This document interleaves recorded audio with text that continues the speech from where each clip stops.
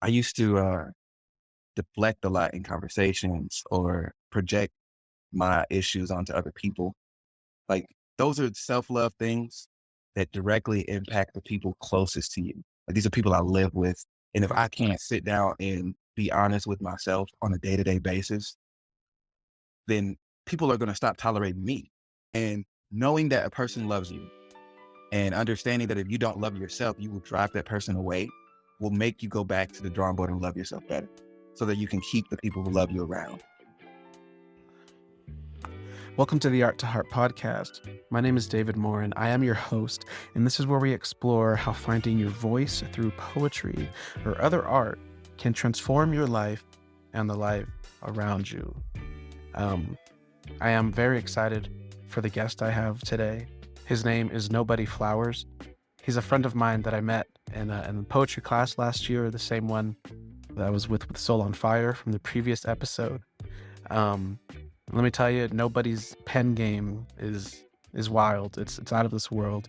He's had some of the craziest rhymes that I've ever heard, but not only just because they dope and they rhyme, but the substance and the essence of his poems are always so deep and raw and vulnerable. And I think you'll agree with me after you hear one of his poems today. He is from the Long Beach area. He's a former member of the United States Navy, and we'll talk about that a little bit more. He has a self-published book, and he's finishing up his next one, and he's got a bunch of others in the lineup, as you'll hear in the episode. One thing I wanted to mention is the episode did end up being a little bit longer than I intended, but the poem he shared and the conversation that stemmed from it just went into so many different directions that I didn't expect.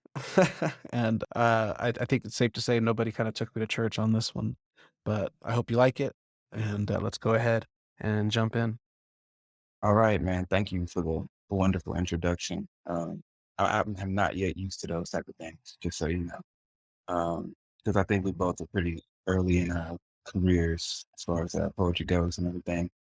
But yeah, my name's Nobody Flowers. As David was saying, we met through like a class, poetry class. We're both on the road to sharpening our penmanship and kind of helping each other through that as much as possible. It's been a great journey so far. But you know, who knows where it takes me as well as where it takes him. Obviously he's on this podcast now. I really, really think it's going to be a dope thing. So I'm here for that journey as well. So I'm helping out by being here and everything. Um, so yeah, how do you want to get started on everything? Yeah, man, I appreciate that. I'll have to have you and Soul on Fire and these early guests I have. I'll need to have you guys back once I'm a little bit more polished. But yeah, I'd love to jump into a poem if you have one in mind you wanted to share tonight. Well, for sure, for sure. I feel like you haven't heard this poem, so I wanted to bring something you also haven't heard just yet, but I did. Oh wow, okay. Yeah, okay, for sure. So yeah, the piece is called Nappy. Um, and I'll just get right into it. Today, I pose a question. Are the strands of my hair just the threads of my fate? Nappy is a derogatory term used to describe the natural hair growth of those of African descent. You are staring at a little black boy inside of a young black man who has yet to understand the true plan for his genetic features. And if you're anything like me, you could be staring in the mirror. Look at me. I'm unhappy. My nose is wide from end to end. My skin, a fixed melanin, is darker than the sands within. You can tell from the self-loathing way that I carry myself that I don't care for my health. I look savage and scrappy, average and nasty, and I don't curse my father for his absence. I curse him because my hair is nappy. I hate myself, but luckily I've got a way to change that. It'll only take me a second for my mind to drift back as I look to cross the line into unnatural territory. There it is. There's the line, up to the corner of black youths ready to get a fresh cut, just to be a cut above the next up. And I'm the next one up. With just 15 minutes of fame in that chair, the floor lays claim to my hair, and my time is up. Now, look at the lineup that doesn't come from my lineage. This young hot poser is this much closer to the acceptance of the many and white privilege. They say you can lose yourself in an image. I lost myself in that instant, the minute my mother's mission became minute, and the father's spitting image chose to be cut from his roots. I might as well be practicing disappearances, because this change of appearance appears to be my way of holding up appearances. I never got this type of attention until now. I'm noticed in every picture taken, snap now. Inside, I might as well be broken, but I was raised to never show it or back down. With my fresh fade as the new focus, my ancestors will fade into the background. I finally love myself. But who am I? I ask once more, are the strands of my hair just the threads of my fate? Nappy is a self-destructive term used to describe the natural hair growth of those of African descent. I descend into imagining that we are the hairs growing from Mother Earth, and our hatred of identity is towards our brothers first. We are Nappy, proud to be unapologetic Black folk. We are never sorry for getting in the way of our own growth. And I know we try to grow, but as long as we are entangled, what's the use? As we tangle with our roots, the same old self-abuse is used as a tool for us to strangle our youth. But what does Nappy mean to you? Claustrophobic and suffocating. Our history puts us in headlocks. But maybe it's the whips and the chains of our ancestors enslaved that make us dreadlocks. Man, that was what an ending, dreadlocks.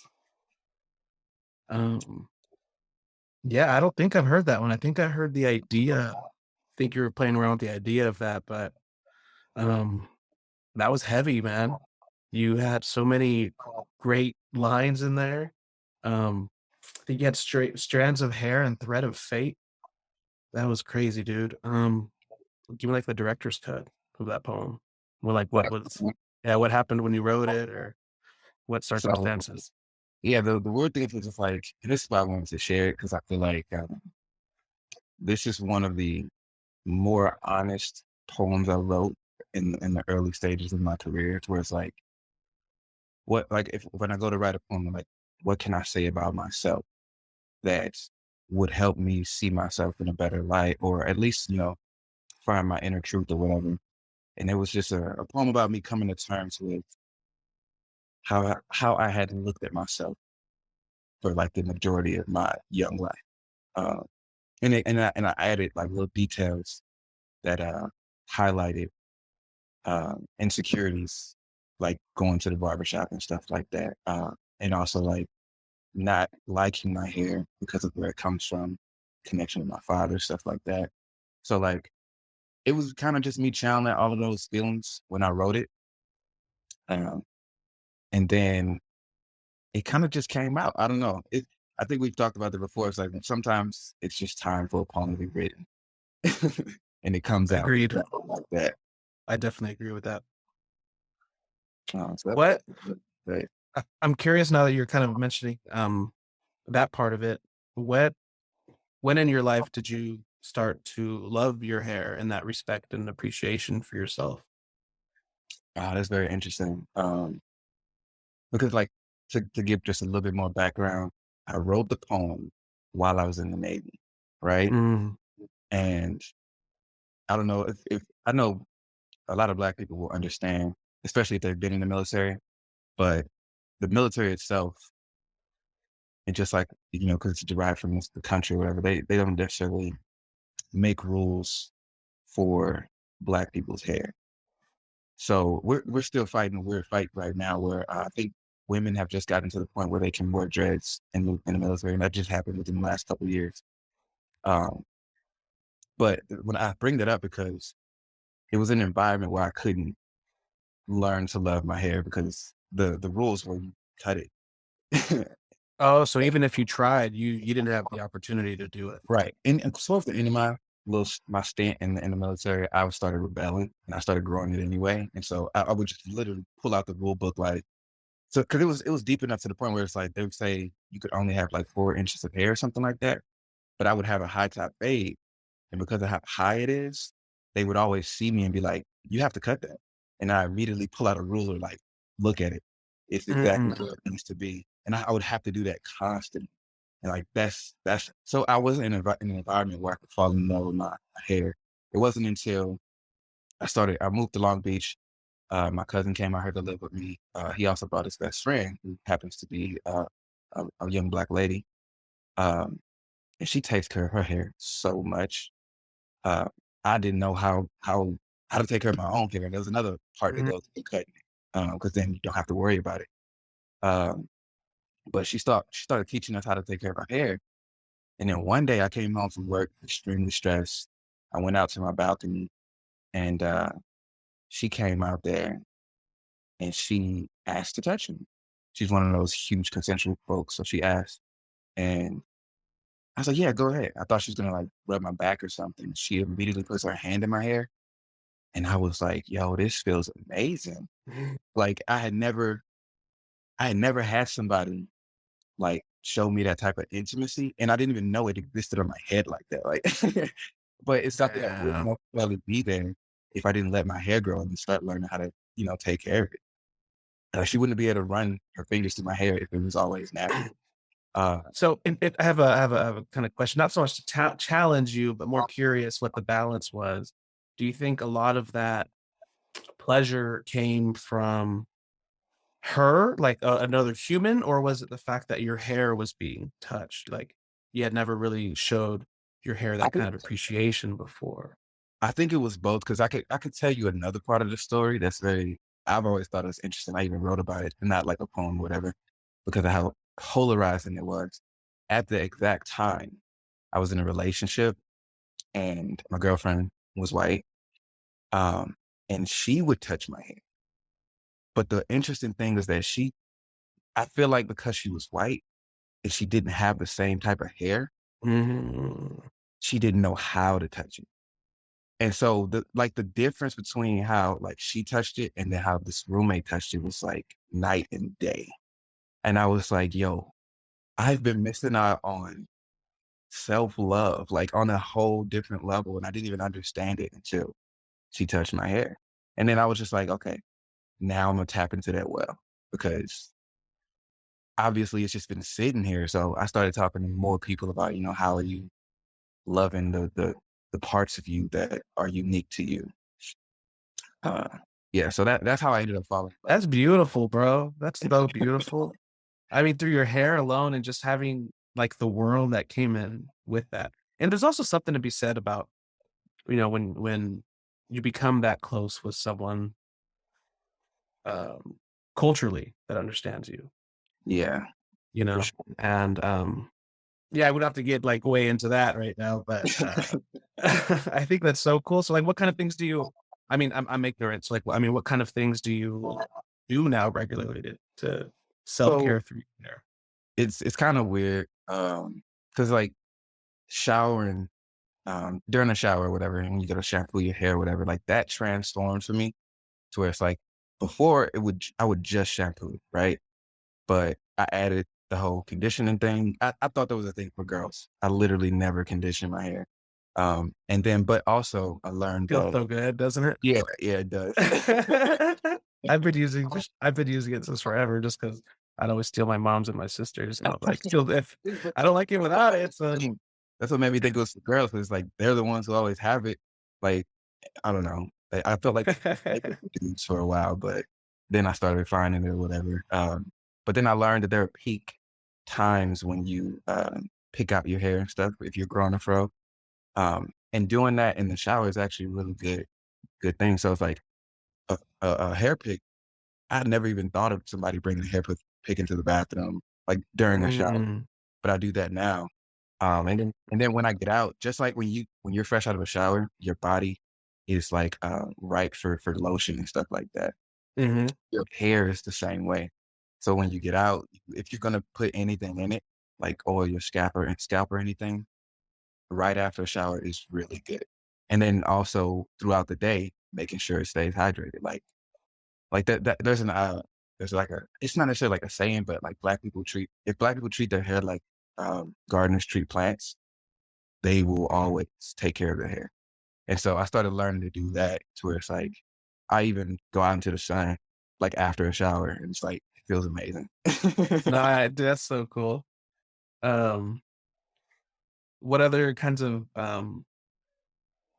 I'm curious where that kind of self-care traveled to. You know, is it like did it kind of stay with your hair for a while and that's where it was, or did it eventually kind of just spread to caring more about yourself? Yeah, it definitely went to other areas. I have, like, really or I guess now it's more tame, but earlier, before all of this, I started working on it once, I started looking at self-love a bit more, and like I said, the roommate helps. So, like, one thing I do that I still struggle with sometimes is I pick at my skin. Um, Crazy enough, like, when I was younger, I had poison ivy, like, 4 times, I had chicken pox. So, I actually got into the habit of picking at my skin for different reasons. And then so now I literally just do it sometimes. Like, if I see any little, like, bump or anything, I just do it, and the next thing you know, I have a scab, and then I have, like, scars of scabs, Oh, um, yeah. that, like, it's gonna take a while to, like, reverse the scars and everything, but, like, Mhm. taking care of my skin and, like, that's something I started to do much more of. And just looking at, like, very small things, like, I cut my nails better now. Like, it's really stupid stuff, but at the same time, it's like, when you take the time to do these things, it makes a huge difference. Exfoliating was a word that took a while to like, Mhm. be like I recently got like that Himalayan scrub, like in the last year, Himalayan? I've never heard of that. like Himalayan salt scrub. Okay. Yeah. So it's like Yeah, so basically one time my hand was like dry, dry, dry. It looked nasty. And I asked, my friend, I was like, "You have any lotion? 'Cause it's killing me." And she's like, "Oh, it's dead skin. Here, let me give you this little scrub." And I did it, like, just all went away right away. And so I was like, "Oh." So then I bought some, but then I used it too much and, like, it literally tore up my hands. So, yeah, that's something very to surprising. use every now and then. But, Alright. yeah, that's funny, but, exfoliating, that's really good. I think what I find interesting, not to just that is that, like, a lot of, like, men especially will, like, talk about how, like, females do a lot, like, with makeup and stuff to look a certain way. But it's moments like that when it's like a guy won't know, okay, I can just get rid of this with this other product or whatever. And then a girl Mhm. introduces it to him like, hey, didn't you not know about this? Like, those are moments where it's like I think we really take for granted what women do on a day-to-day basis. They know some secret. Like um, No, I agree. Of what I got from a friend of mine took me, to get my eyebrows threaded once, and, like, I had other friends, there's, like, 3 or 4 of us that did it, and, I remember one of my cousins doing it as well, he was a guy, but, oh, that was the most painful experience of my life, especially when you wait, like, what, 26 years at that point? I was literally crying, like, I needed, tissues and stuff, and even when I go now, I think it's because 'cause I'm really my eyes are really sensitive to the light. But, I'll the ladies always laugh at me because my eyes just always swell up every time I go, and I wow. always regret waiting so long going, but, and I think now it's been, like, 4 months, so it's gonna hurt like hell next time I go, but um, yeah, yeah, man, so how long have you been writing? um, Writing poetry specifically or just writing in general? Yeah, so, you said you were writing when you were in the Navy. If you can give us, like, kind of how long ago was that, and how long were you writing before that? All right, let's see. So this is 2022. I left the Navy in 2019. Um, Joined in 2013. I feel like I started writing in 2015, but the difference is that I was trying to do hip hop at the time. Oh, okay. Yeah, so it was weird because I had to learn a That lot makes about. sense. Your poetry is very influenced by that. It makes Yeah, sense, right? I love Yeah. hip hop, but I learned that it's not for everybody. I'm one of those people. It's not for me. I learned a lot by like being with other hip hop artists that they have personas and stuff like that, and so Mhm. it ended up being like a field that I didn't want to get into just because of everyone else who was already there. Like I didn't want to have to like climb a ladder and meet certain types of people who like if I had to question whether or not you are who you are in the song, um, as opposed to like real life, then I'm not gonna want to do music with you or something like that. Like I have no idea who I'm talking to on a daily basis because everybody has some type of persona. So I have my writing roots in that. But once I fell in love with the writing process, but everything else is what I wanted to like get rid of. So I was just like, oh man, maybe I can do poetry. I kept writing, and then the stuff that was supposed to be songs started changing and evolving into poetry, and I started listening to poetry after a while.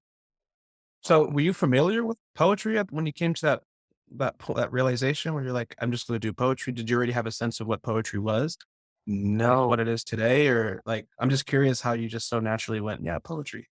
Well, I guess nah, poetry, it is like songwriting. It's like pure songwriting, you know? yeah, yeah. I think by default, songs are poetry. So Mhm. me simply knowing that poetry sits on a page is why I ended up defaulting to it. But I knew nothing about what poetry actually is. I still don't feel like I know a lot. That's why we joined the class to learn some Mhm. stuff, right?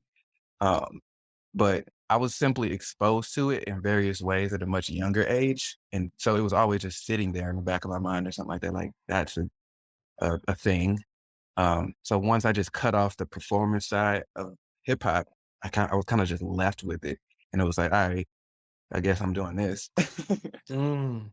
um, yeah, like so people like I want to say Maya Angelou, Langston Hughes, Emily Dickinson, E. E. Cummings, Edgar Allan Poe, and Shakespeare were people who I ran into as a kid. So like those were my first exposures to Kid, like junior high, younger? William Shakespeare was the youngest, and Mhm. but that was like elementary. Edgar Allan Poe followed, and then E. E. Cummings and uh, Emily Dickinson, as well as Maya Angelou, were all high school, and then Langston Hughes a little bit after that. Um, and it was weird because like they came to me for different reasons. Also, Robert Frost. Um, he was Did a you have any desire to write when you came across those poets, those different work, or you just knew who they were? I think I just enjoy what they put like, and that's what I think I was just about to explain, sort of that every time I was introduced to their work, it had an actual impact on my life. So I didn't turn around and say, "Oh, I want to do what they're doing." I just kind of zeroed in on what they were actually saying, and it propelled me forward. And I feel like if you get enough of that, like if you get enough poets and poems that change your life, you're gonna want to do the same thing for other people. So that that that is kind of how I ended up here. It was just like Shakespeare. It was a really weird experience. I happened to be like one of the few students in my elementary school who understood Shakespeare.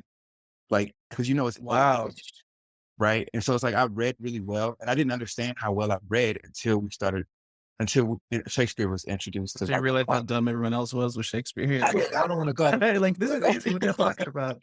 I'm not gonna lie, that shit was Shakespeare was way too confusing for me, I'm sure. And I don't, but it was weird because I didn't understand how other people didn't understand. I was like, yeah, it's older English, but it is English. I was like, how do you not know what he's saying? Like, and then the metaphors, everything was clicking to me in my head. It was just like, yeah, he's saying she's like the sun, like, You're natural. and that's what I learned later, like by high school.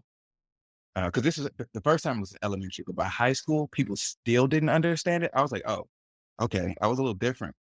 Did you But or start writing at all in high school by then?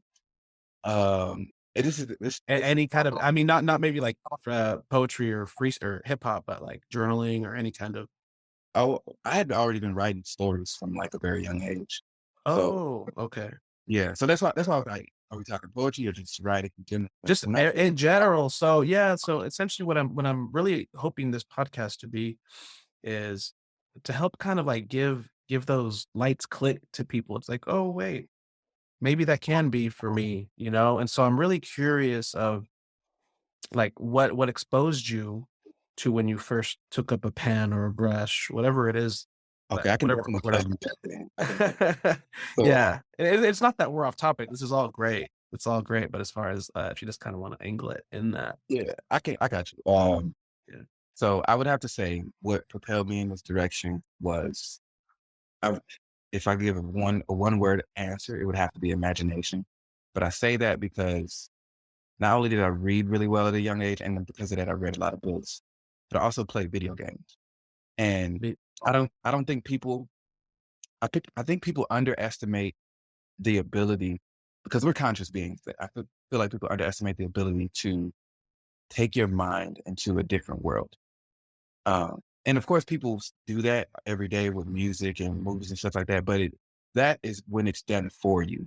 Like somebody prepared something for you, and so you go to another place. They take you to another place. But And then they once give you the keys. right, once you get the keys and you can start doing it on your own, then you are truly free, in my opinion. Like you can go anywhere, anytime. Like, and at that point, I mean, what is life? The dangerous part. It's the fun part, but it's also the dangerous part. Yeah, I can't tell you how many hours I invested into Red Dead Redemption 2. Oh man. but the weird thing, Especially those free world games. right? The open world, or just like Open outbreak. world, yeah. um, You know what? I've always been fans of Resident Evil. I'm not gonna Resident say always. I'm not gonna say always. When that first came out, like PlayStation, I was too scared to play it when I was younger. But I revisited the franchise of games um, in the last decade or so, and like I'm stuck on that, dude. Like I can play those over and over, and it's funny because one time I went into an escape room with some friends, and I did everything I learned in Resident Evil, and we got out in a record time. The lady was like, "That's the fastest anyone's ever got out." it can easily won't be though. Yeah, and I was like, "Remember the escape room again?" I guess I'll no. But yeah, it's funny. That was like just a really funny first-hand experience of how video games help. I like I haven't like dove into it too much, but I know that my experience with Resident Evil was I appreciate it for being able to scare me because not a lot can scare me. And when I was younger, when I was first introduced to it, I was like, "Oh my god, what is this game?" I think it was For gonna. anyone not familiar with Resident Evil, it's basically there's a lot of movies, but it's the zombies. It's it's a survival. You're like stuck in a mansion and zombies are trying to kill you type of thing. A lot of puzzles, lots and lots of puzzles. But yeah, like long story short, played so many video games that whenever my mom got mad at me for doing whatever, she would take my games away from me. Mm. And then to substitute that, I would go and get a blank sheet of paper and draw my games and and then play them. And so me and my cousin used to do it, and then we would call it paper games, where we're literally uh it's just like literally like you have a character on one side of it, and then I put like his experience bar over his head. He has levels. We put his moves in the corner, and then I come up with creatures that he has to fight. He gets experience for that, and it grows. And the whole time I'm just playing the game in my head, essentially. And it's like, so What the? if you're gonna punish me, I'm gonna do this anyway. And that's how I got into story writing because all of a sudden I started creating little journeys and stuff. It was like, oh man, Your own journeys, like and designing them yourself. yeah. And then I had to come up with stories, and the next thing you know, I'm writing stories, and that's I think I told you a little bit about it, but like, And then you wrote your own comic, right? Or was it the Bagno Mango? yeah, the manga. That's what Manga. that's what it segued into. I got into manga writing, and because I like Can you art explain what that is for people that might not know what that is? for sure. Manga is the Japanese equivalent of what comics are. I think it actually means Japanese comics. But because Japan actually had like that the island was really secluded at some point, and they kept to themselves for a long time. Their comics developed in their own unique way, and it has like manga is like it's so unique to their culture. Like all the different tropes and stuff that go into their comic, you won't find anywhere else. Like there's an idea of like they call him like he's just an old guy who likes young women. That's a thing. Like, and it's like a funny comedic thing that you will only really find in Japanese comics. Like you won't find it in a Superman comic. Yeah, yeah, yeah. But it's been, Especially, yeah, of course. uh, and you'll see it in so many different manga. Like one of the really popular ones is Dragon Ball Z. Master Roshi is that trope. Um, and then another one's Naruto. There's a guy named Jiraiya. He takes up that trope, and then so many different things. Like once you get deeper into it, because I spent 2 years over in Japan, Yeah. it's crazy how much stuff they have over there. But the way they tell the story, they also have the books backwards, so you read it from right to left, actually. Which Oh, interesting. yeah, it's the most interesting thing about it. And I don't know. I feel Is that how you write your manga? Is that how you wrote yours? Right to left? no. I think because I wanted the American audience to be more receptive of it, that I wanted to still have that uh, left to right aspect, but then the art style is the part that I wanted to sort of mimic, I guess, um, which I did for the duration of when I was doing manga. But I'm out of curiosity. I know you said you were writing that in the military while you were in Japan. Did any of your conflict about your hair show up in your manga with your characters? the weird thing is that no, yes Or and how no. that helped through that, like what if you just kinda channel that frustration or So, um so something, yeah, I could explain a little bit. Is that like something that people people who read manga, um, I want to say black people who read manga, something that they don't necessarily like is the fact that there aren't a lot of black people in manga, and you know how there's the whole push for representation for like black characters, Mhm, stuff like yeah. that. It also dwells in the world of manga, but the thing is, there's a weird pushback on it because it's like the thing about it is that like these are Japanese artists and stuff like that, and they're telling their story most of the time. The worlds are based off of Japan. So it's like, I don't feel like we can get too upset about them not putting us in their stories. Like overseas in Japan, there aren't too many black people. So it's like that's actually reflecting reality for them. But we don't see that because we're here, we're surrounded by us. Would you But consider that a trope, like a Western trope, uh, inclusivity? uh, yeah, actually, because we've been left out of so much. Like when growing up in like public education, like African American history isn't told well. So we are naturally left out of stuff. So once we get up Mm. to a certain age, I think we start to like want to be seen more. Um, that's just me speaking for the black community. I don't know that anybody else feels that because like if I were to speak on white America, I feel like they tell their story pretty well in history class. Um, not necessarily the whole truth, but that's a whole nother story. Mhm. uh, but Well, I don't think I learned a lot of, like, Mexican history, but they're also our histories are completely different with how white America treated us, right, Um, and maybe not yeah, yeah, you know what I'm saying. yeah, I wouldn't even know where to begin on like other people's history, but when I do learn, I actually start to realize that our histories aren't that dissimilar. They've all been removed for the simple fact that they are actually connected in certain ways. Like when I learned about Hawaii's backstory of how they became a part of America, I was like, why has nobody talked about this? Because there are people in Hawaii who still are fighting for Hawaiian sovereignty. Like they don't want to be a part of America. Oh, And wow. yeah, I didn't know that until I actually read a book that is literally just about that. And the history they talked about, I won't try to go too deep into it, but that before anybody came to their island, money didn't exist and everybody was doing good because of that.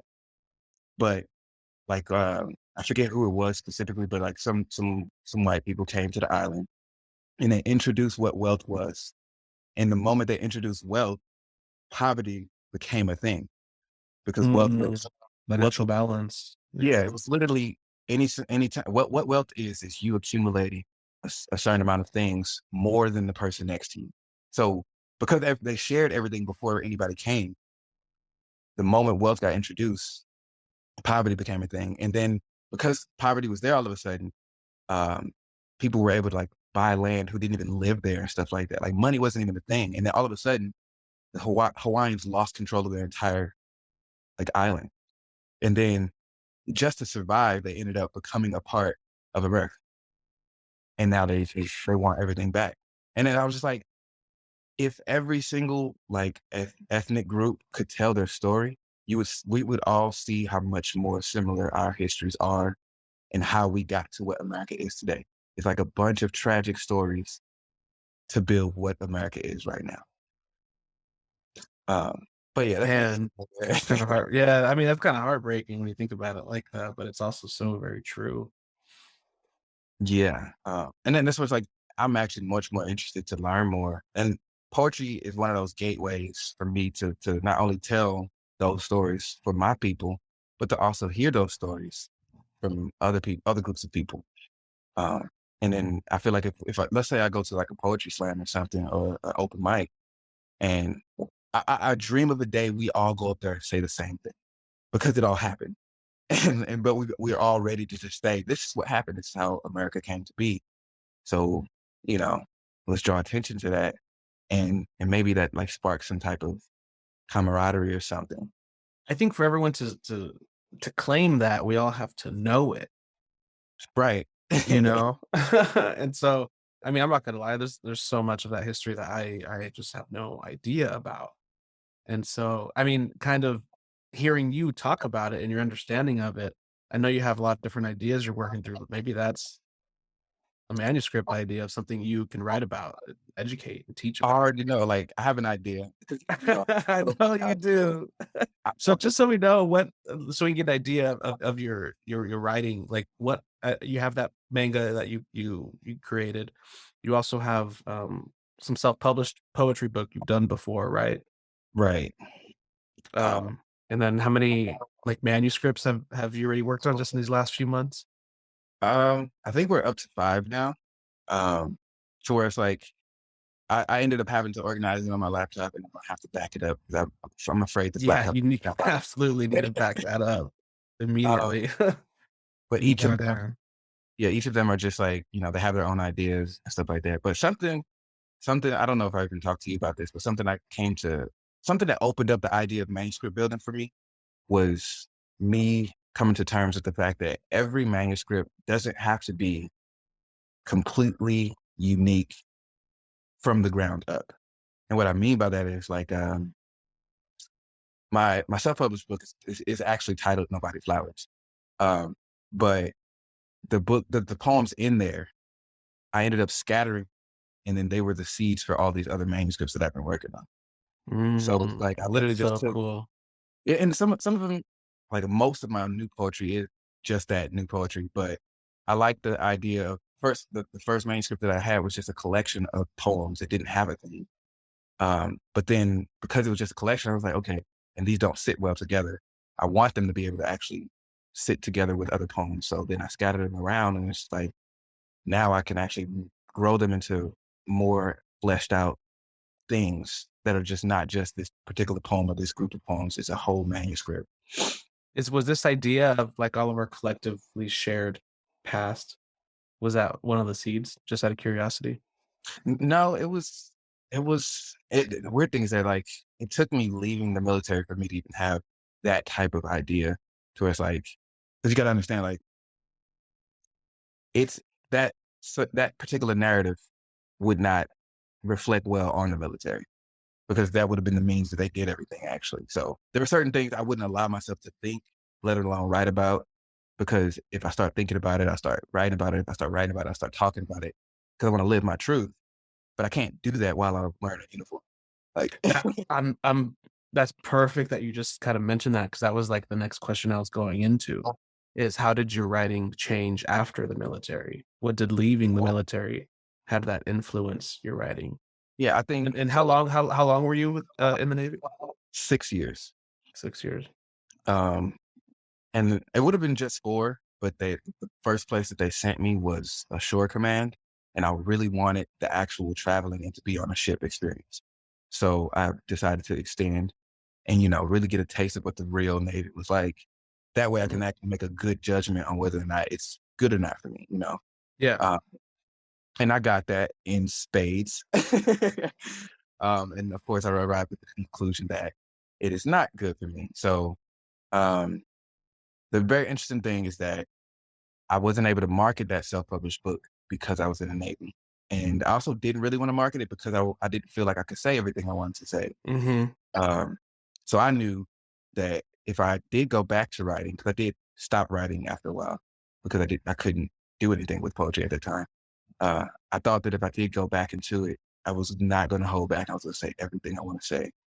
And so like literally joining the class with you guys, it was that time frame for me where I was just like, all right, I'm not holding back. Like I'm gonna say everything. I'm being unapologetic. I know I'm gonna upset and ruffle some feathers of some of my friends in the Navy and stuff like that. Even my little brother ended up joining the National Guard because of me. And Oh, We just wow. recently, yeah, we just recently talked, and I already know from how he was speaking, he's gonna feel some type of way too. It's like, but he hasn't seen the things that I saw or learned the things that I learned, so his perspective's gonna be different. Um, and hopefully we can meet somewhere in the middle after I say what I have to say and talk about everything. I don't know. That's how I feel about it. So I think that's how it evolved. It just went from like having somebody hold you back from saying what you want to say, and then taking actual steps to just go and grab hold of those words. Yeah. So the you know I was working on. I think you know the name of the. I think what is the biggest manuscript I'm working on is going to be my like debut project is Strange Fruits of My Labor. Mhm.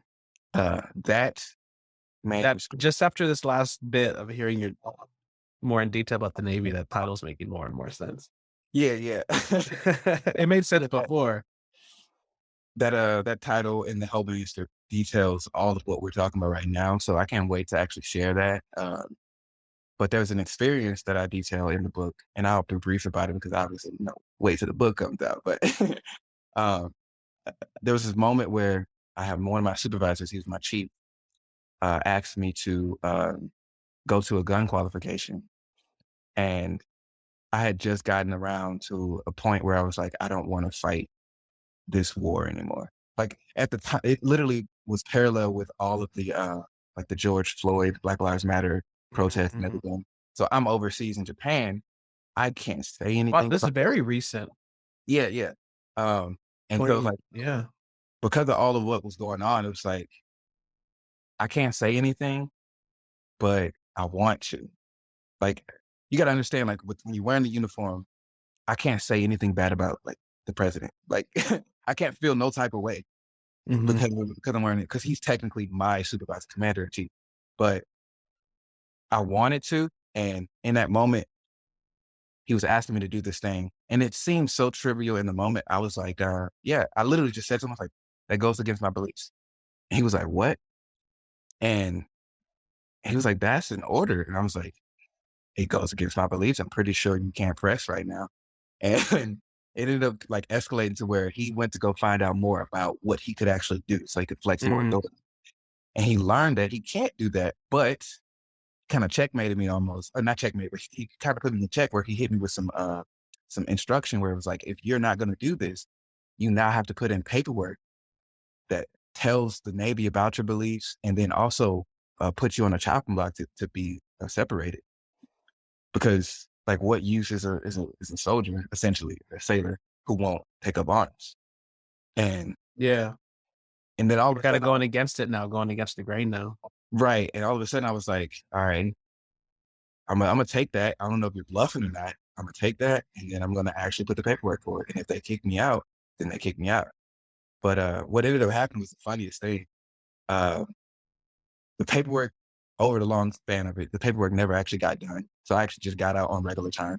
But during that time, I started preparing to leave, and they started preparing for me to leave. So my work became really lax at the same time as me like doing a lot of important work. But it was weird because he could no longer tell me what to do. I was in this weird gray area where it's like, yeah, he's leaving the Navy. So you can't like send him to training. We don't want to waste training on him, stuff like that. So he couldn't do anything like that anymore. So it kind of like, he kind of gave up his power by putting me in that position. And I was just like, I was able to just do all the work that I knew that I needed to do, but Yeah. also prepare for my life outside of the Navy. Um, but having to write that paperwork was the first moment where I was like, okay, I'm no longer holding back in my writing. I'm going to tell you exactly how I feel, what I believe, since you guys are forcing me to do it at this point. They forced you for you to, like, to damn, so you just kind of it was like an expedition to your voice, just super quick. Like, Yeah. "Y'all sure you want this? Alright." So how has that kind of influenced your life post-military? I mean, obviously, you're still writing. Are you just, like, kind of just keeping to your promise of expressing everything you need to say? Yeah. And then also like I'm trying to um, pinpoint what I actually need to say, like what the world needs to hear sometimes. Because there's one thing for me to write poetry for myself, and then for me, like those are technically usually poems I won't even share most of the time because I work through something. But sometimes if I worked all the way through it, I feel like other people who have the same experience could learn from it. Then I'll share that. But what I'm sharing right now is always like a bridge between those two. So it's like, there's definitely other people in the military who's like, yeah, I don't think people who are Black should ever join the military at this point in my life. And it's not that I would go out and tell a person what to do, but I do want to at least share my experience about that. And then my That's all we bridge, can do. right. And then my bridge from that, my personal experience to what I think the world needs to hear more about is my reasoning behind why I think, Black people shouldn't join the military. It's just like, you will have a moment. I feel like every Black person in the military has had a moment, if they're self-aware enough, where they're realizing that they are fighting for a country that has not historically fought for them. So that is what I want to accomplish with this next project, or the strange fruits of my labor, is that I want people to really understand how polarizing, how weird it is to literally put on a uniform and defend something that has done very little to defend your people at home. Like, I don't know how else to explain that. Yeah, yeah. I mean, in a way, I think that's the broader American status quo. I mean, so I say this because my brother's made a career out of being in the military, and the way he talks about it is it's just a job. It's his job. It's your job, except like you ultimately have to put your life on the line. It's not like a deadline in projects that you do in like corporate America or regular jobs. But when you were talking about your feelings towards you know fighting for someone that doesn't fight for you, in the same way, that's how so many, not to belittle your experience at all, it just kind of paralleled, but like that's how so many people feel with their jobs. Oh, It's like for sure. you're gonna be given what to your job, and they're gonna get rid of you in a heartbeat if something happens. You know what I mean? Or they'll replace you immediately.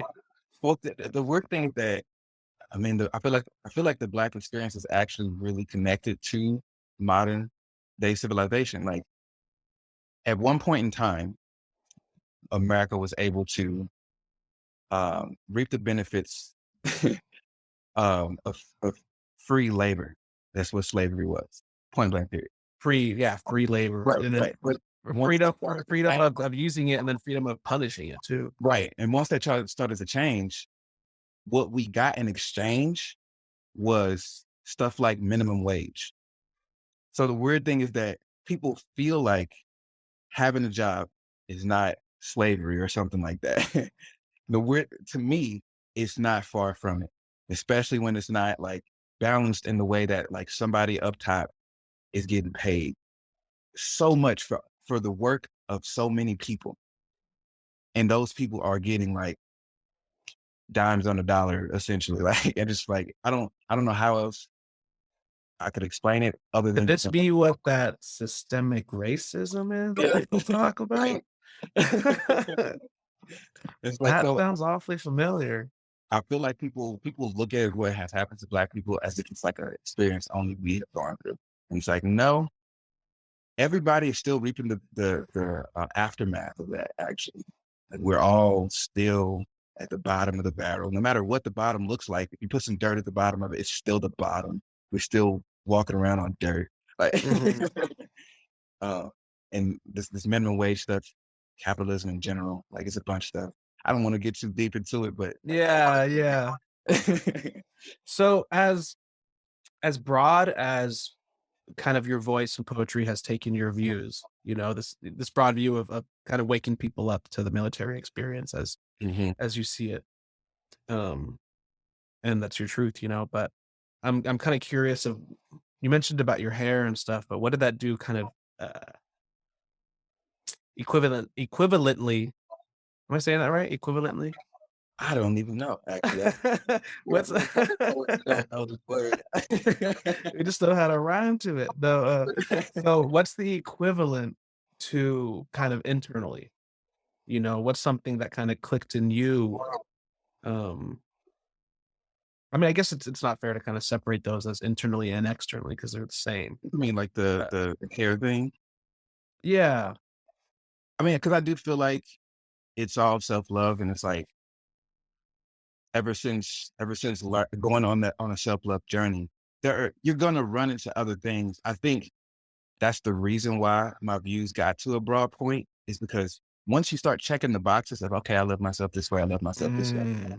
you're actually gonna always get You to won't tolerate that from anyone else. right. You're gonna get to a point where you're talking about more and more things and you're gonna find new ways to love yourself. So the broad things are new ways to love me and the people around me. But on a personal level, it's like it usually connects to things that people don't see. Like I used to deflect a lot in conversations or project my issues onto other people. Like those are self-love things that directly impact the people closest to you. Like these are people I live with. And if I can't sit down and be honest with myself on a day-to-day basis, then people are going to stop tolerating me. Like, and so like knowing that a person loves you and understanding that if you don't love yourself, you will drive that person away, will make you go back to the drawing board and love yourself better so that you can keep the people who love you around. And so Yeah, and yeah, damn. that's the internal thing for me. So like, yes, on the surface, it's like, yeah, I want to take care of myself and my hair and stuff like that. But ultimately it's because we're social creatures and I want to be able to be warm and bright and loving in a way that invites other people and keeps them around. Yeah.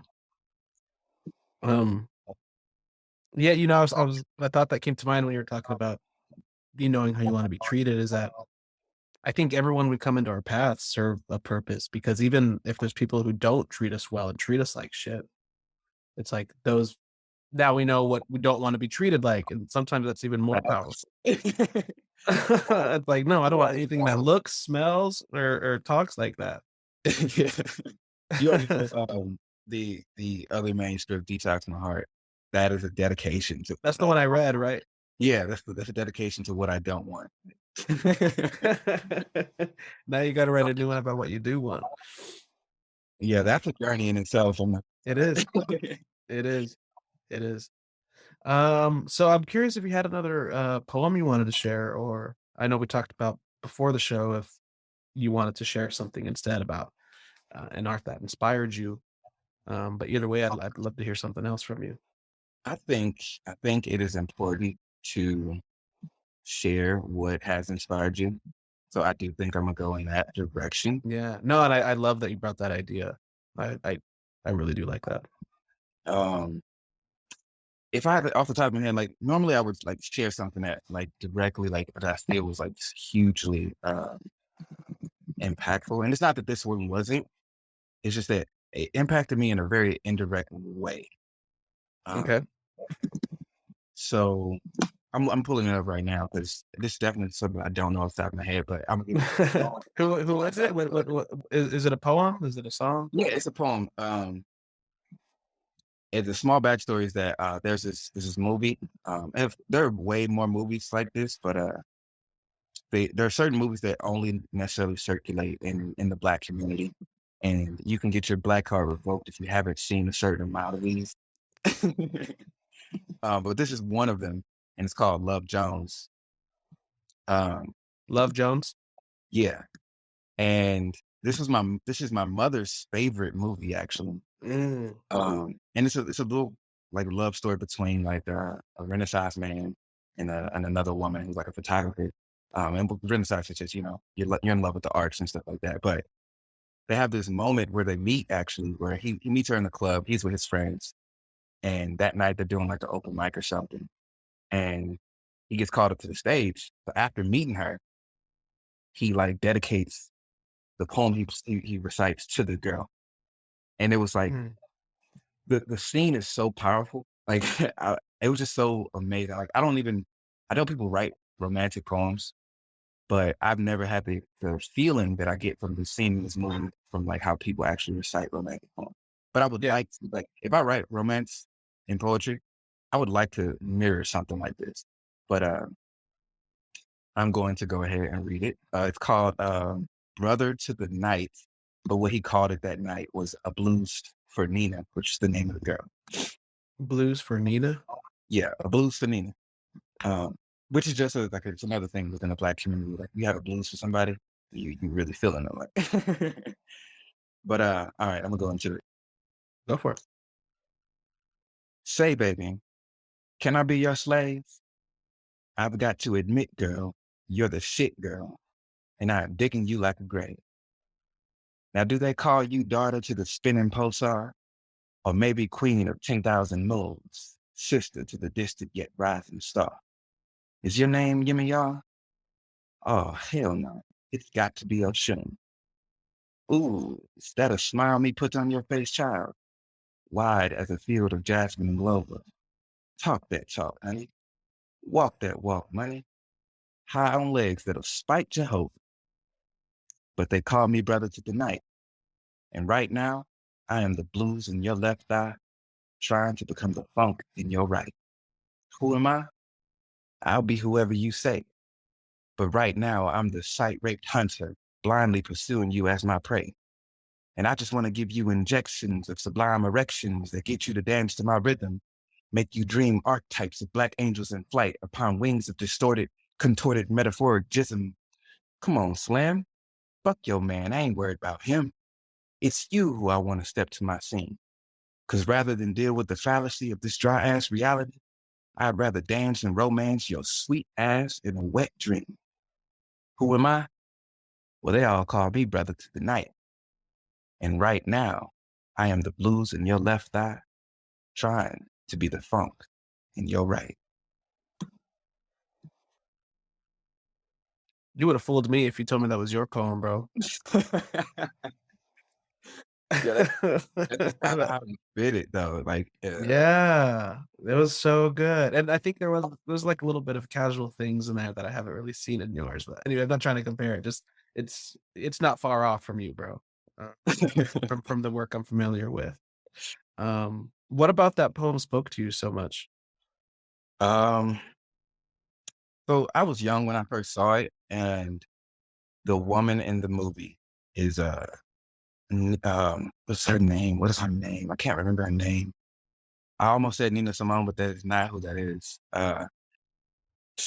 Do you remember the actress who does Are We There Yet with Ice Cube?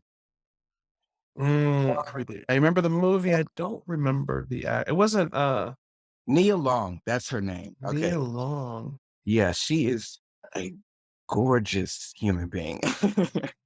And obviously, as a youngin, I had a crush on her because the movie was dope. She was awesome.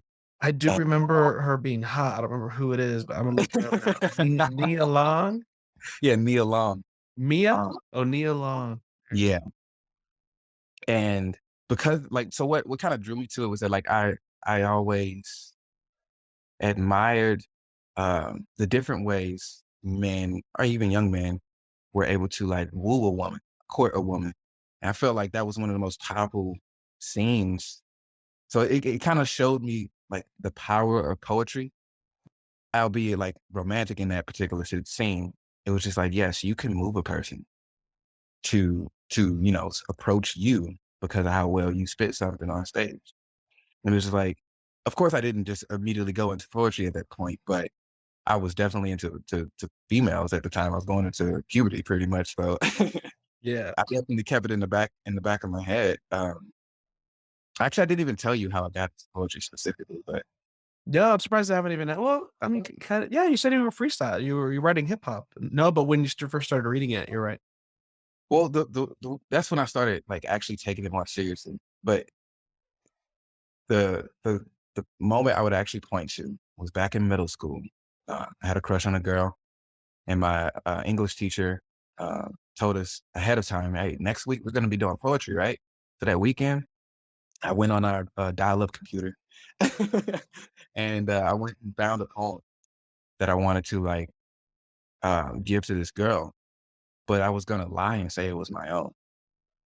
Mm, And so I have a fake it till you make it type like origin story with poetry. So I went to school and it's like straight up on Monday. We're getting some poetry, whatever. And I'm excited because I'm like, I'm thinking like, oh, people are gonna really love this. And this is directly in result to watching this movie. Like I really wanted to impress the girl. So I passed the poem to my friend, uh, and he reads it. He was like, "Yo, that was dope." And it's weird how you can actually feel good about something that's not yours. Like, but I was just like excited about how she might feel about it. So I was like, "Oh yeah, yeah, yeah." But the teacher caught him handing it back to me, and then so she takes it, and she was a type of teacher who was just like she doesn't care about anything. She takes a letter. She's gonna read it to the class. So she did that. She read the poem to the entire class. And because everybody already knew who I had a crush on, they were like, yo, you wrote that for her? Like, yo, so I had the without having the moment myself. Like I wanted to like give it to her, have her read it, or maybe even read it myself. Yeah. But the teacher read it, and I felt like it was even more epic in that situation. But of course, she blushes and all this other type of stuff. Long story short, I actually don't even get the girl. So that's the funny part. But the weird thing is that everybody started looking at me like a poet because of that one poem. And then all of a That's sudden, so cool. I had to find Also like a unicorn at that age, like you're a poet, you writing poems? right. Yeah. So I had to all of a sudden, like, all of a sudden meet standards all of a sudden. Like, I kept making it for a while, but at some point it was just like, you can actually write this yourself. Like, So but it never backfire on you? it, it backfired one day. I could tell the most, and I felt so embarrassed this one day. So, I was in high school at this point. I was actually dating a girl. But I had gotten so deep into lying about who I was because of all this poetry stuff Mhm. that I heard a song I really liked and I wrote it down, wrote the lyrics down, went to her house, was hanging out with her. We're dating already, so I don't even need to impress her. That was the crazy thing. Uh, Dude, I can relate to that so much. yeah, and I started reading the song to her as if it was my own. Like I wrote it, and I brought a friend that day who wanted to like talk to her sister. And as I'm reading this poem, he walks up and he was like, "Oh, I like that song too." And I was like, "Yo, you just blew my entire cover." Ah, wow. And I played it off, I think, as best as I could. And it didn't like blow up in my face in that moment, but I definitely didn't learn my lesson because it didn't blow up in my face. So it blew up much later. But I think that was the Yeah. first moment I was like embarrassed and it felt like it was blowing up. But because I've carried that into my adulthood, I lost that chick. Like that was the first chick I was supposed to quote unquote marry. And Yeah. she ended up marrying a guy who I felt was like way much more terrible, but at least he was honest about it, right? Like Mm, I was like the douchebag who was like a nice person, but I was lying the whole time. Like yeah. like that's where like dishonesty can really take you. Like you can lose out on so much, but that's how it blew up in my face, really. I feel like it all went into that one relationship I lost. That was the one who got away. Yeah. Everyone's got one of those. Um, how did so I'm kinda curious how from straight up stealing and copying, how that morphed into borrowing, like, as far as style-wise. Did you have a hard time distinguishing your voice since you were copying for so much for so long? No, I don't. Or you kinda I guess you were kinda ready for it when you said that, "I could write this on my own." I there was actually like a lapse where it was like I don't feel like I wrote good poetry. Like, and the weird thing was that when I was passing off other people's work as my own, I wasn't doing any actual writing, so I actually wasn't developing any skills.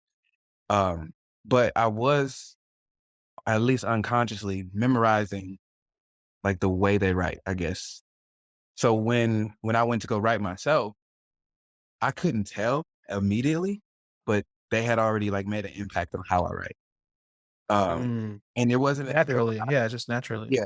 And so I kind of liken it to inspiration because you know how people say I forget what it is, but it's like the mockery or something like that is the greatest form. Imitation is the Yeah, greatest form of imitation. flattery or Yeah. So it's like I'm pretty sure if um, people feel very passionately about plagiarism, but somebody who would like recite your poetry, I think that's the highest level of flattery. Uh, if they credit you. right, and that's where I was in the wrong. But I do believe that imitation is one of the purest forms of inspiration. Like I Mhm. feel like when you're a kid, let's say you have like you're growing up with your father, whatever, and your father's your hero, and you want to be just like him, so you do things like him, and up until a point where you start to do it on your own, but it was inspired from someone else first. Like I think that's how it ended up. All of a sudden, like the same people I wanted to be in a very fake way, like that didn't change. I still wanted to be like them. So when Mhm. I went to go write and was inspired, it was like, yes, I'm gonna borrow some styles from people, but I also opened up to more people. I started listening to hip hop and stuff like that more Mm, closely. So it's like my influences just became like the range just grew over yeah. time.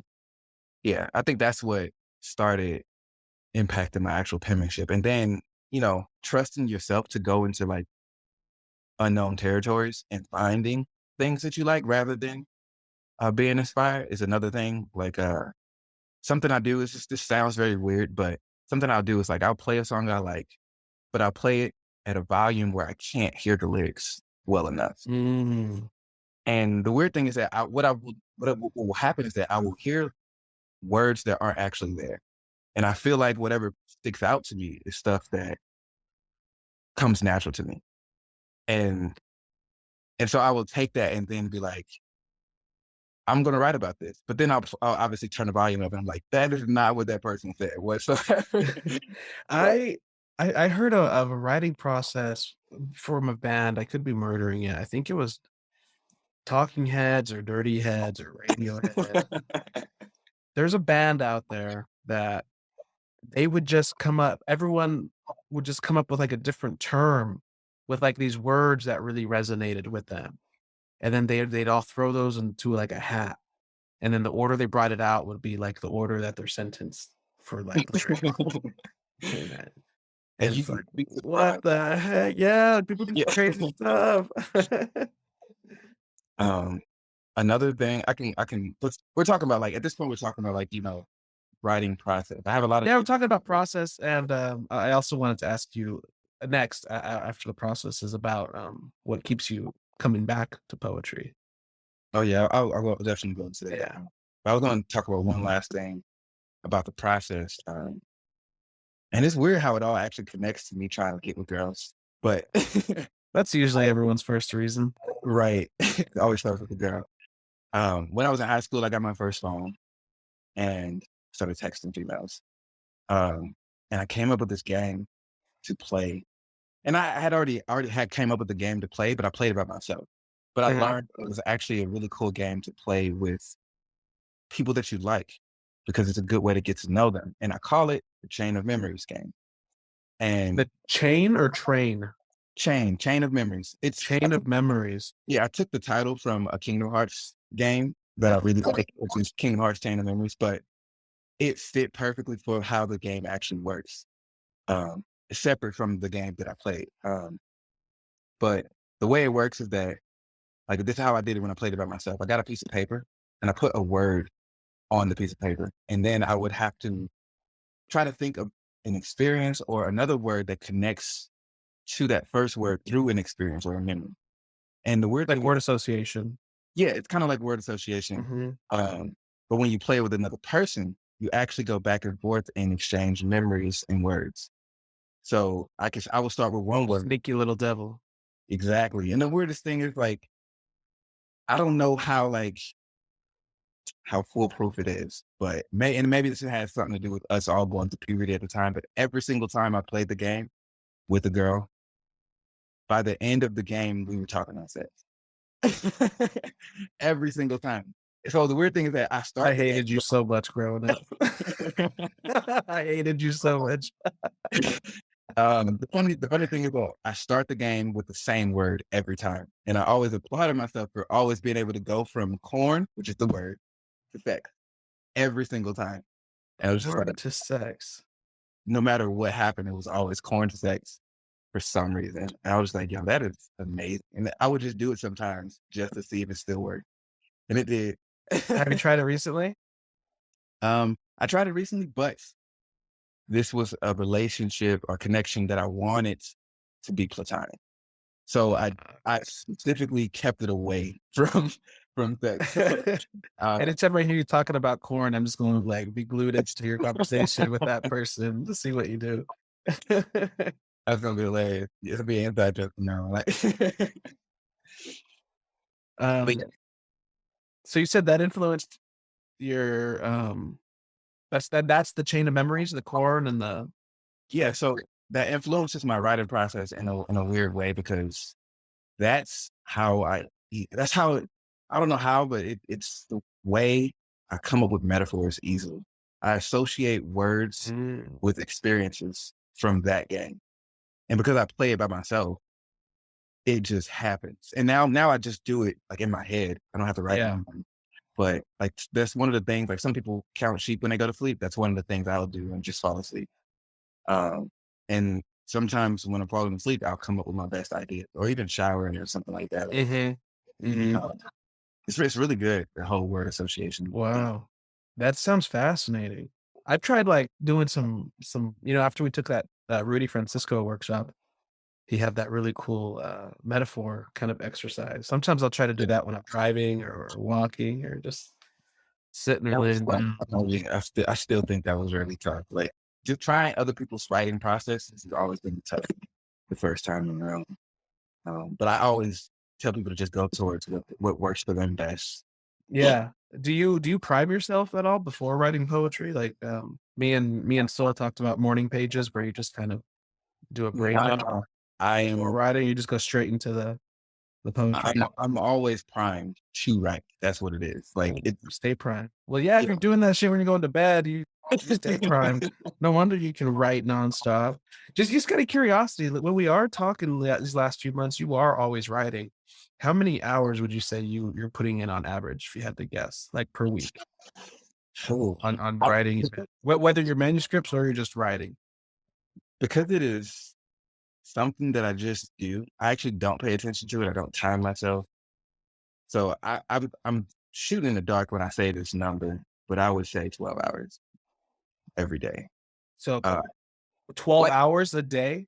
if I'm not working, these are days that I'm like dedicated to writing. Like Oh, if I have I was time about to say like 12 hours a week. Yeah, maybe I can compete with that. Maybe 12 hours a day, bro.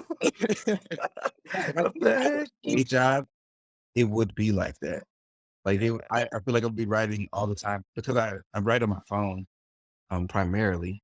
Mhm. There are certain things like if I go because I don't drive. So if I go on like the bus or public transportation at any given time, I'll actually bring a physical notebook because I feel like on the go it's better. I don't know. Yes, I agree. I agree.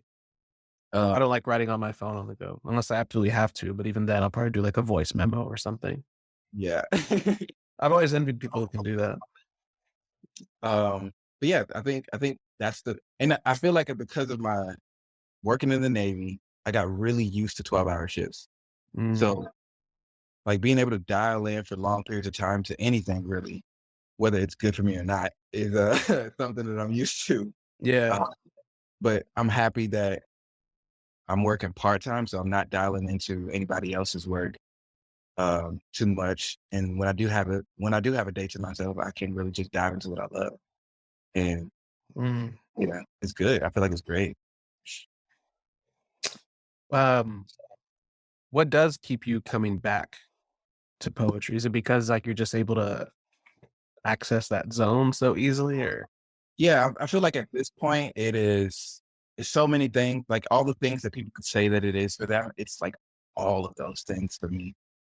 It's my best friend at the moment. It's my comfort zone. It's my Mhm. expression, all of that to where like in the same way that a husband, I'm married to it. Yeah. The same way that a husband can come home and he knows the rest of his day is his family, his wife or Mhm. his kids. That's what it is for me. Like poetry. Like I know that I'm coming home to poetry and poetry is also going to be there waiting for me. And we're going to go and have the rest of our day together every day. When you write, do you write mostly for yourself primarily, or do you write with that audience in mind of the people who you want to read and be affected by your work in mind? I've been learning how to do both. I think it's a balance technique and it's a very fine line because you obviously want to tell your story. Mhm. You also want to, make an impact on the world, a lot of times, if you tell your story correctly, or not necessarily correctly, but well enough, I feel like it will always impact other people. That's just the power of storytelling. I feel like if you tell the story well enough, people are gonna feel it. So when I write, it's always for me at first, and then the craft side of it, like the skill component, is my bridge to other people. How well can I tell you my experience? Um, and what I've learned is that as long as I can do that well, people are always going to feel it. Mm. And the weird thing is that it does take into account how people receive poetry. Um, People have their ideas of what traditional poetry is and stuff like that. And the reason why I lean towards hip hop more is because I don't think it's a coincidence that one, right now, poetry and historically poetry has not been popular with people. It's always been like in that area of like, oh, fancy people read poetry or something like that. Um, I don't think that's a coincidence. At the same time, I don't think it's a coincidence that hip hop is actually probably the most popular genre of music in the world. Yeah, for sure. So my connection, that's why my poetry leans towards hip hop, because I feel like that's the best way to actually connect with everyday people. For whatever reason, hip hop just does it well. And I feel like what people try to do traditionally with poetry puts up a barrier with normal people. And I'm not like knocking it because, like I said, I still understand stuff like Shakespeare and stuff like that. I still have roots in traditional poetry because that's all there was that was exposed to me. Um, but as far as like how I give it to another person, I've learned that these certain techniques that exist in hip hop naturally work really well in poetry, and they work better, actually, in my opinion. Like more people receive it better. So that's why I gravitate towards those type of things.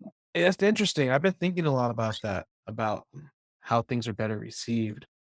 Um, and I think poetry definitely does hit you more when it's just the voice and nothing behind it. But there's also something to be said about how a rhythm and a beat can just capture you and immediately just take you somewhere Facts. that I don't think a poem can do. But And maybe people are trying to bridge that gap with like adding some music to a poem.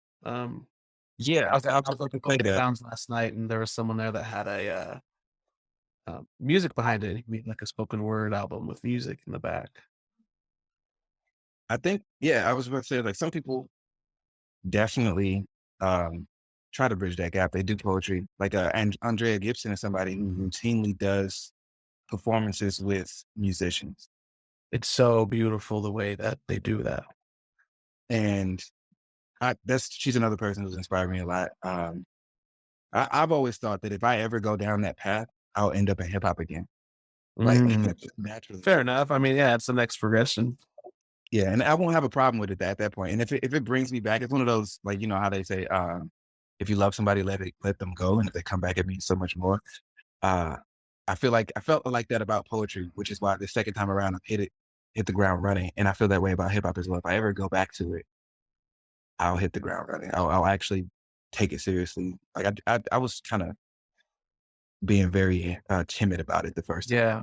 but I also didn't have confidence, so that's a whole nother thing. Like, No, there's one thing I've noticed from just hearing kind of your stories on this episode so far is everything that's come before absolutely laid a foundation for what was coming next, whether it was like intentional or not.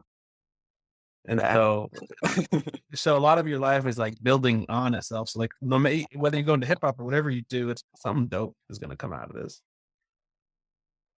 I wholeheartedly agree. Finally, I didn't.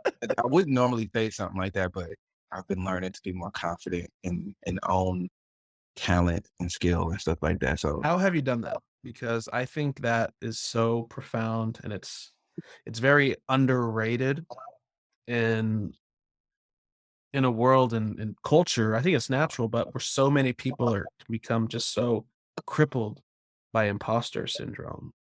Whether it's like I'm not good enough for this, um, I can't do this, whatever it is, there's something that stops. I think I wanted to do a podcast for like 5 years, not about this, but there was always something I wanted to do, but I didn't quite know what, and I always just kept putting it off. I mean, I'd probably talk to you about this podcast like months before even finally doing the first episode. But That's completely true, but I did when you first told me about it, I did think that you were gonna do it. Like, there's some people who talk about doing things, and you get the Mhm. feeling like, "Oh, they're never gonna do this." Like, but And I I didn't. probably have so many friends who think that about me, about so many things I've said over the years. But, yeah, sorry, go on. No, no, I was saying, I believe in you, so I never had a doubt, and this I feel like it's like it's gonna be like that for a long time. I don't see that evaporating. I think that's the, like, the foundation of our friendship, I believe. Um, but your question was specifically, what was your question again? Uh, yeah, how did you get over it? I mean, it's not overnight. You're not just gonna, like, wake up, "Oh, I can do Right, this," right, or right, right. maybe you are, but, like, I guess what kind of things or experiences gave you confidence? And, like, when were you more able to push kind of the negativity away and be like and stand on it and, like, have power over it, Okay. to come to the point where you said, "I wholeheartedly agree with what you just said," with whatever you told me, or Yeah, you wholeheartedly agree that you are destined for really great things. I will say that first, I will have to give credit where it's due. I believe a lot of my recent personal growth can be attributed to my family, the people I live with, my roommate, as well as my cousin. These are people who, like, on a daily basis, will have a conversation about something, and they'll bring something to light that I never thought about before. And once I get that nugget and add it to what I already have, it's like, okay, I know how to spend it. So confidence is something I shared it with you. Like, I was like telling you that I don't necessarily know how to take compliments sometimes, but I also talked to Yeah. them about it. And something my cousin told me has stuck with me for a long time, and that it's been helping me with confidence. He told me that confidence is our default. We are naturally confident Mm. creatures, but these two extremes are what people end up um, taking on as far as their personality, and it's based on what people do to them. The two extremes are humble and what's the other word? Arrogant? Say that again. Arrogant? Yes. Like, Okay. So yeah, those are the like the extremes where it's like, let's say you have actual skill, mhm, the impulse to push away like compliments and positivity and like just thinking of yourself in a good way is what humble is. And people think of that as a good thing. I no longer think of being humble as a good thing because I feel like the truth is the truth. If you are good at a thing, you should be able to own it and say it. And when you say it, it should simply be the truth. Like, I'm great. And in that, you are only speaking the truth. You're not actually saying something that isn't real, if that makes sense.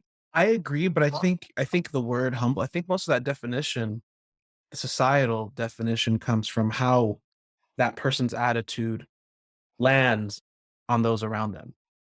We say humble if someone is doesn't throw it in our face, isn't like a jerk There are about it, and makes us like be enjoy their company. They're humble, yeah. Like, I don't know, maybe this doesn't even have to no, matter. no, I think I know what you mean.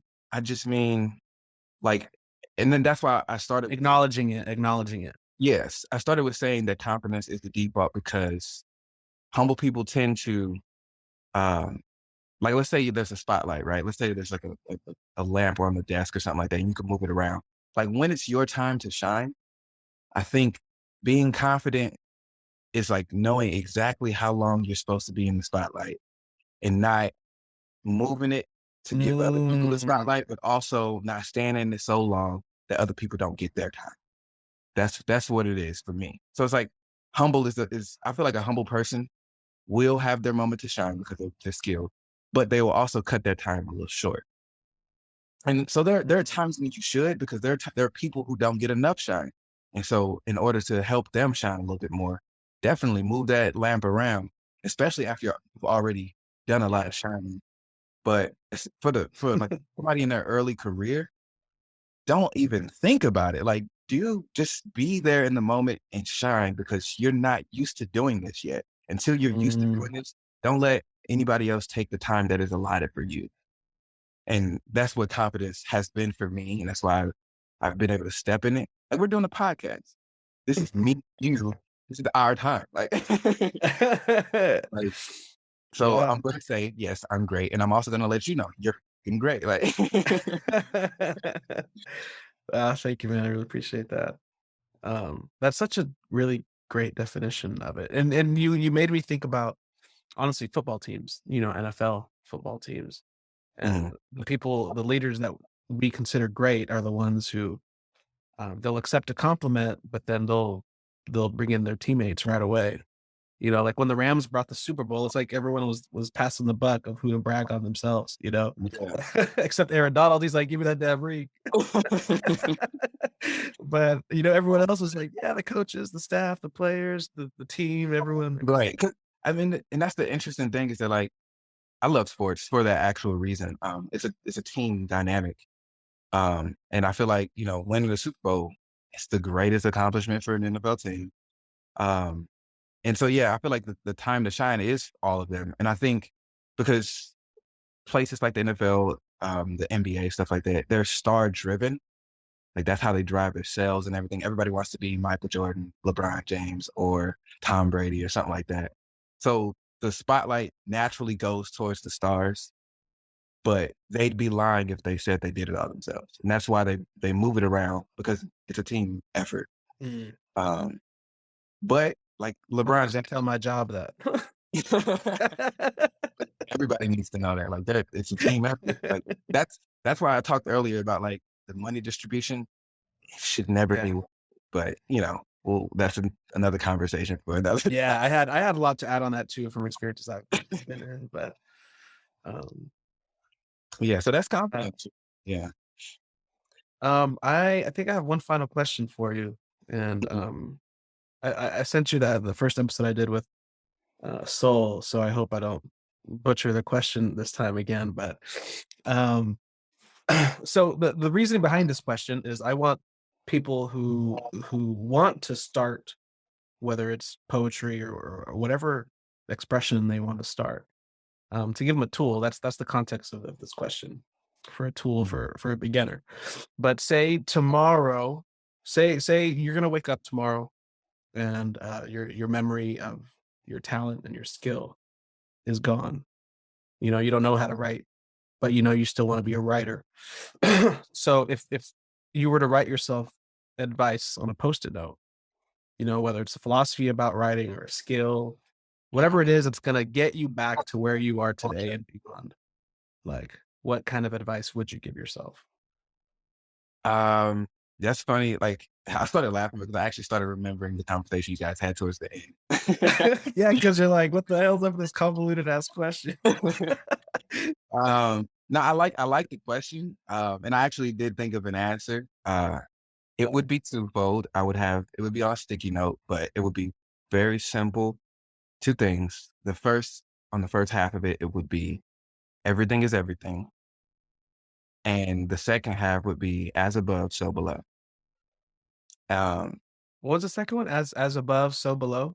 yes. So everything is everything was something that I ran into when I was in high school. And it wasn't like something else that told me about it. It was like a realization I got to. Even though other people have said it. It's one of those weird philosophical sayings that people just run into if they think about enough things in a certain way. Um, but Yeah, I it's really want to something know how that you came up to that, because if that was my advice, I'd hate myself. I'm like, what? I don't know what this means. I'm not philosophical like that. And it sounds like you are naturally. uh, it's just telling me that everything is connected. Um, Okay. and if I were to like wake up with that in front of me, if I wake up with anything in front of me, I'm gonna go and look into it, right? But Mhm. looking into that particular phrase or both of these phrases would always lead me back to who I am today. That's how I feel. Without the experiences, because obviously I would forget what happened to me, but I feel like I would run into the same nuggets, which would still push me towards the same type of person, just with different experience. So Everything is everything is everything. everything. Uh, yeah, it's just a way of being able to see how everything affects everything else. And I think that is like something that just speaks to me on a core, at my core. Being able to just notice how nothing is insignificant. Every little thing you do affects every other thing that's happening in the world. And in that way, the things that you do on a daily basis can impact the world in a great way. And that's what paves the way for you to be great. That's what everything does for me. And then the as above, so below is actually a term that is derived from alchemy. Uh, Okay. it details how our entire reality is the exact same as it looks on the surface as it is underneath like a microscope. Um, if I could explain it very well, like I think I have an idea what you're saying, but go ahead. yeah, Yeah. it's kind of like this is how I would explain it to a child. I was actually thinking about this the other day. If you zoom out and look at the world, it looks like it's all just one thing, right? But Mhm. you can go underneath the microscope and obviously get to the level of where we are. You can actually start to pick up things and pick them apart individually and give them importance and purpose. But from afar, it just looks like this one little thing. And knowing that, just having that range in my head, I'm also able to take that even deeper and look at small things that are here and understand that on a deeper level, there are even smaller things that give them more purpose. Like even my body is full That's a poet. of Hey, that's like poetry 101. right. And the weird thing that is how I construct my manuscripts. Like when I look at a word, it has its meaning. It has multiple meanings. Actually, it has its own history. And that word juxtaposed to another word gives you an entirely new meaning. And this is alchemy at this point. Like now when I'm creating a poem, I'm an alchemist. I'm creating something from nothing. As above, so below. Like, like I'm literally putting things together and all of a sudden I have lines and the line means a certain line. And next to this other line, it means something completely different. Next thing you know, I have a poem. And then when I put that poem next to another poem, it takes on a whole different meaning. And now I have a manuscript. And then all of a sudden, if I put manuscripts next to manuscripts and books next to books, I have an entire career. And all of a sudden, if I do that, like poetry or just something else, just like that. You're breaking out a little bit. I'm sorry, if I do all of those things like that and stack them up next to each other, all of a sudden I live an entire life that I felt great because I just stacked them next to each other. I can still kinda hear you. It sounds like you're far from the phone or you're unplugged. Oh, I'm sorry. I don't know what's going on. Can you hear me better now? Um, Not like before. That's kind of That's interesting. Nothing happened you're better now. okay. Um, but yeah, I was just saying that like, Oh, not anymore. what is going on? um, how about now? That's better, that's better. Okay. I'm literally just sitting in this weird position, but I think it has nothing to do with me physically. Maybe something's going on with my phone. Um, but yeah, I was just saying, you know, stuff is connected. And when you start to put things together in a way where it's like you are paying more attention to the smaller details and how things sit next to other things on that same plane of existence and building them like purposefully towards something. That's how greatness is built. Like I don't think anybody has ever been accidentally great. I feel like they think about things on a very small level in the same way as like on a great level at the same time. So it's like I try to do both, do all the things, think about past, present, Mm. future. Uh, every little thing that I do, I feel like is something that like I wouldn't teach myself something that or do something that I wouldn't teach my child. And that lets me know that this is also something that's going to be good for the world. Anything I would teach a child is something that the world should benefit from. So it's like, that's another, Yeah, like washing your dishes. yeah, like that's another layer. But That may or may not be a dig at previous people I've lived with. but yeah, it's like, I mean, 'cause that's how the world works. Like if we pollute the world, we're going to leave that for the next generation. That's what dishes are on a daily basis. Like Mhm. it seems small, but you could do more for other people if you just clean up after yourself. And then on a large scale, that's taking care of the world. But on a smaller scale, it's making sure that your roommate doesn't have to wash something when they want to go eat a bowl of cereal. Like Exactly. And if you can't think of the person you're sharing a home with, right. Like you're not and it's you're weird not thinking of like anyone. right. It's weird because it's simple, it's family on a day-to-day basis, but on a large basis, it's like, what are we doing for one another? Mhm. You know? Damn. That's beautiful, dude. Thank you for sharing that. Um, I will add one more quick point to the first thing, everything is everything. I got a sense of, your name, at least in what we talked about with your name, with nobody. I feel like there's a lot of that everything is everything morality in there. Oh yeah, for sure. Like if I had to tell you how I came to that term, it was I think I shared with you this before about the "I am nobody, who are you" experiment I did. Yes. That Yeah, explain that briefly because that's so cool. okay, so like I told you, it came from the Emily Dickinson poem "I'm Nobody, Who Are You," which is a really dope poem. If you haven't heard it, check it out. It spoke to me and it helped me use the moniker of "I am nobody" or whatever. Um, But I took it a step further and like took that one little phrase and I actually asked everybody I could, everyone who was open to it at least, in high school, who they were. And so I literally got a notebook, wrote down on the first page, "I'm nobody, who are you?" And then I went to go find somebody. It's probably it started with my friends, but I literally was like, "All right, tell me who you are. Like answer this question." But there's a rule. And the rule is you can't say your name. You can't say, "This is who I am," because that's not who you are. That's the name that was given to you. But I want to know how you see yourself. And then the answers were so unique. And I learned, like, you know how on the surface, everybody seems to want to be the same. Oh, yeah. Deep down inside, people are so unique and they don't let, like, people don't let people be the way they actually are on the inside. But that book allowed people to tap into who they actually are. And then from there, I'm just like, everything is connected. Like people did Mm, not know how much in common they had with some of their greatest enemies.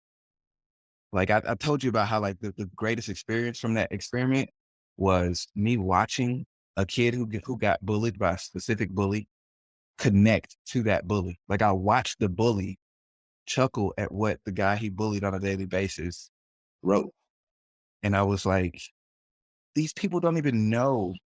Like, and that even ties into what we were talking about earlier about how like we don't know how much we have in common as human beings, like my ethnicity to mm. somebody else's ethnic group or whatever. Like we actually are really connected and we just can't see it because we're not allowed to. Like we're conditioned not to. Like it's really weird, but that Yeah. experiment shed light on that. I actually wanna, if I ever get to the point where I can actually do a show for myself, I want that to be a part of the show. Like I want You should do that, like, casually before and not, just so I don't know, that way it's like a surprise at the end. "Oh, those little things you did earlier? This is what it all." yeah, I actually do Yeah. want I want it to be a thing where it's like everybody has um, the question or something like that on a piece of paper or whatever, and then they answer it at any point in time throughout that night. But I collect them Mhm. and then I post them like online so that everybody at that event can see who they had this experience with, and That they can sounds actually draw so parallels. dope. Yeah, and it's such a cool thing because it's like, and I also want to have like a comment section where it's like people can actually connect. Because then they'll be like, "Yo, who's this person who also does this thing or thinks of things this way?" And then all of a sudden, people are just connecting. And I was like, I feel like that's Sounds like uh, something to do at a book launch, homie. oh, for sure. That sounds so dope.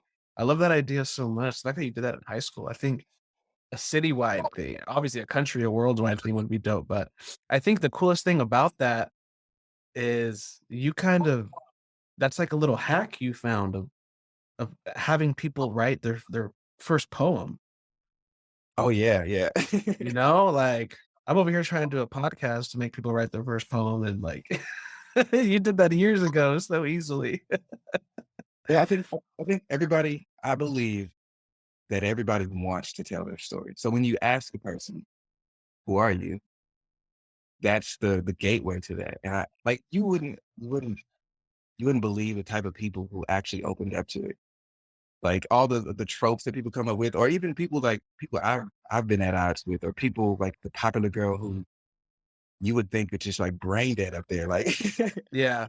like I don't know. It was the best. It's probably one of the best experiences I've ever had, actually. And I know that if I do it again, it'll have the exact same effect.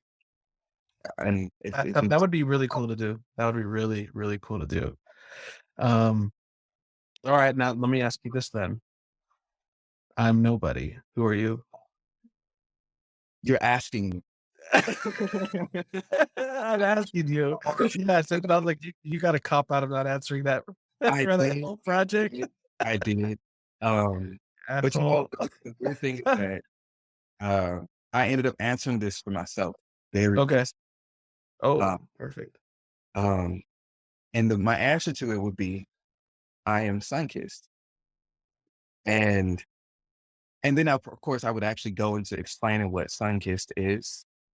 But and this is the other thing that as above, so below leads me to, is that we are literally conscious energy of stars. Like everything on this planet has grown from the help of the sun. And if I can give credit to anything, it would be the sun. And I would say on a daily basis that I have been kissed by the sun. Everything that is beautiful about me, being a Black man, has come from the sun. And everything that nourishes me on a daily basis is nourished by the sun. So I don't care how people would like to think of it. We have all been kissed by the sun. I think it's unifying in a human way. And I look at myself that way, just like I look at everybody else that way. But that's how I look at myself. I'm sun-kissed on a daily basis. Just like, I think the first person who introduced that term to me was India Arie in one of her songs. Mm. She sings, I have been kissed by the sun. Oh no, she sings to a man, your skin has been kissed by the sun.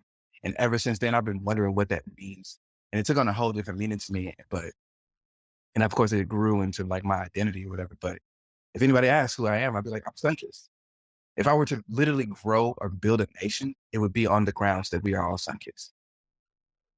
Like that would be our culture. So dope. That's so cool. Yeah, as you were saying that, I was like, that's probably one of the only things that we'll have in common with every person who's walked the earth, even in the past. Like we've Yeah. all been touched by the same sun. We've all been warmed by the same sun. I think that's why I chose it, and that's why I identified it. It's very unifying. It connects me to everybody.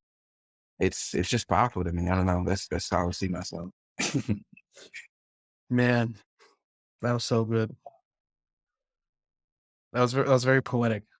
I appreciate you asking me because like I don't want to say that it was a cop out that I didn't get to like answer it. I really was just like I would Waiting for someone to ask. yeah, I would love if somebody else asked me, but I do understand that everybody was jumping at the chance to express themselves Yeah. because they don't get the chance on a daily basis. So I also understood that, didn't take it personal. Yeah, But yeah. Damn, man, that's so dope. Thank you for sharing that with us. I think that's a really good place to end this episode. for sure. That came full circle in so many ways. Where can people find you? Right now I'm just on Instagram. I technically have a Twitter, but I don't know how to be active on that. Like it's such a small, the character thing. Yeah. I don't ever get to say it as much as I want to. So I'm never active on it. So yeah, on Instagram, you can find me at Nobody Flowers. I'm going to be releasing books very soon. Yeah, you can find my work once that hits. I feel like if you follow me, you'll be up front and center for everything because probably going to be self-publishing, but who knows? Yeah, man, that's so cool. It's been really great to kind of see that experience unfold out. Thanks for having me. Yeah, thank you so much for coming on. This was dope. I appreciate you kind of getting on this ride with me and trying this out. It's definitely going to be amazing. I surely hope so, man. I hope so. What's up, y'all? I hope you enjoyed that as much as we did. I had so much fun during this conversation. I learned so much from Nobody. Anyways, this episode was long enough, so I don't want to say a whole much other than go get kissed by the sun if you haven't already. If you have nothing else in common with someone in your life right now, that's a good common ground. I'm gonna take that. We are all sun-kissed. Thank you, nobody, for sharing that, and thanks, y'all. Tune in for next week, and thank you so much for stopping by.